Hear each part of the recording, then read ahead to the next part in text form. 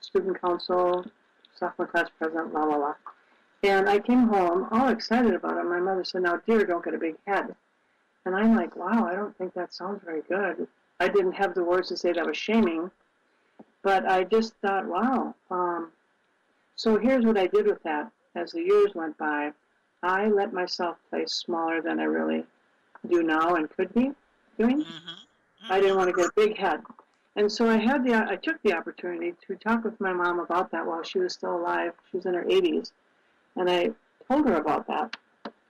Not to blame her, but just to let her know what I did with that. And she said, "Oh, sweetheart, I was trying to teach you the difference between being conceited and being confident." And, those were well-meaning intentions, and a 16-year-old would, benefit from that. So I was happy that I had the opportunity to talk with her. But I also say my point to many is that the messages we receive also could have been well-meaning. I mean, there are adults in our lives who actually probably were mean, but a lot of times they were well-meaning. And also, Gail, I'm sure you have met many people, I'm just putting it out there generally, who don't want to give up their story because they're familiar. What's familiar to them is being a martyr and a victim. Yeah, it's their crutch. It's their crutch, and it's interesting because just like what your mom said to you, and you were so excited, and I guess if you had said something back to her like, "Oh, Mom, aren't you excited for me?" She would probably have said to you, "Oh, I'm very happy for you, Louise. Just, I want you to understand the difference between confidence and conceit." And, it's how many times we don't question what is said to us and how we handle it, and we hear something and we take it as gospel, and that's the way we remember it, and we say it over and over and over to ourselves, and that's what happens. And so it ended up you playing smaller than you thought you should, which is interesting. I think this is just fascinating. So you also, the cover of your book. And may I just say something to you again? Sure, of course. You've done a ton of coaching, and so it is sort of a coaching question. But when someone says something like that to us, we can pause. And rather than, as you said, take it on, we can say, well, tell me more about that. It's like a door. And we may find out information that really can be helpful and healing. But no, I never thought to ask that question at age 16, and I do a lot more of that today and invite our listeners to do that. Well, tell me more about that. That is a very good question. Tell me more about that. But even today, I think there are many adults that don't go any further than just accepting what someone says to them. But if you did say, "Tell me more about that," or "What do you mean by that?" People would explain it further. And so it's a simple comment to make. Tell me more about that. Absolutely. Well, now it's a bridge instead of building a wall. It can create a bridge. It doesn't mean they'll step over it. That's right. It doesn't mean they'll take it. Well, now you have a very beautiful cover on your book.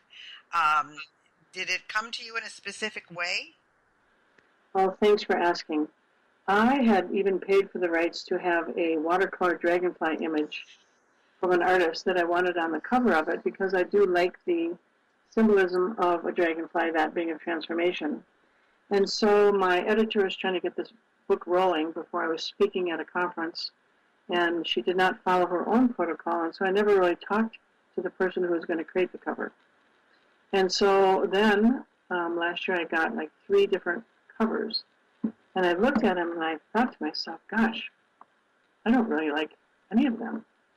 And then I thought to myself, I think you should probably like your cover, not love it ideally, but like it. So I did, but I really didn't know. But there was something that wasn't quite right, and so my book wasn't finished for that conference. It wasn't finished for the next thing, and my editor came in contact with a new person who is out in New York, does a lot of things for Random House, etc. So I got to go downtown in Minneapolis, and on Skype I got to interview with her, the 3 of us. And I looked at her and I thought, I don't know who you are, but I really like your soul, if that makes sense. So we said to her, okay, we'd like you to please redo the watercolor, the dragonfly. And then I asked her, I said, so do you like that artwork? And because I could see her, she said yes. And I thought to myself, well, I don't think she really loves it, that she's being polite. So then said, okay, then on another note, you have the title of the book, you have the 52-week topics. Then would you just on your own do something entirely different that comes to you? And I heard myself say, I'd like it to be beautiful, to be clear, and speak to someone's soul. So 2 weeks later, this is like during the night, this might sound crazy, but I really did hear, oh, just wait till tomorrow, you're going to love it. And I was away from the internet a lot of the day. So when I got home at night, I looked, and sure enough, she'd done a better job with the dragonfly. And then I looked at the current cover that you have, and I really almost wept because it is beautiful. Well, that's wonderful. It just shows you again, though, when you persevere, that you get what you're asking for. So let's find out now. Where can people get your book? They can go to my website, www.oneshininglight.com, and I will send them a signed copy, or they can get it on Amazon.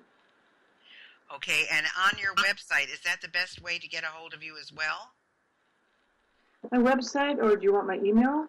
Well, it depends on if you want to give it to anybody. If you do, we'd love to have it. If not, they can... Well, I will. My website is undergoing a facelift.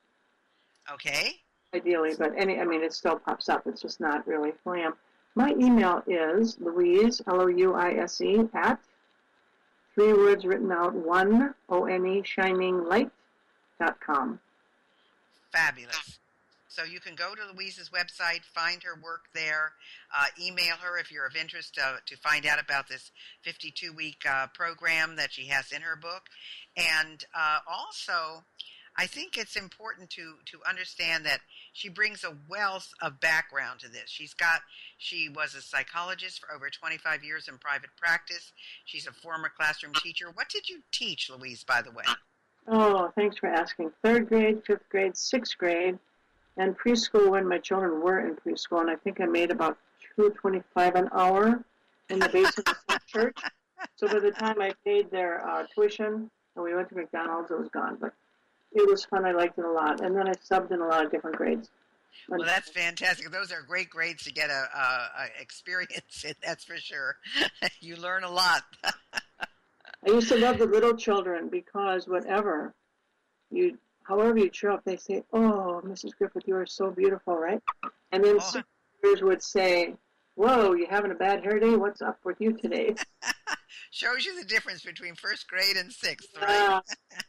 Right. So she brings the teaching, the psychology, and the coaching all together in one success coach package. So she also works as an internationally recognized speaker. So if you are interested in finding out about her book, her website again is that's ONE, oneshininglight.com, and her email is Louise at oneshininglight.com.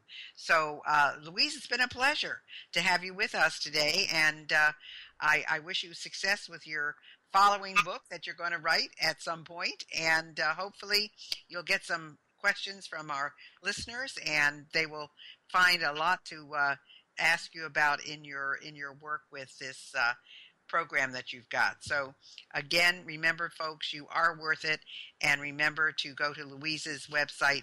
I think you'll enjoy it very much. And Louise, thanks so much for being with us today. It was my pleasure. Thank you so much.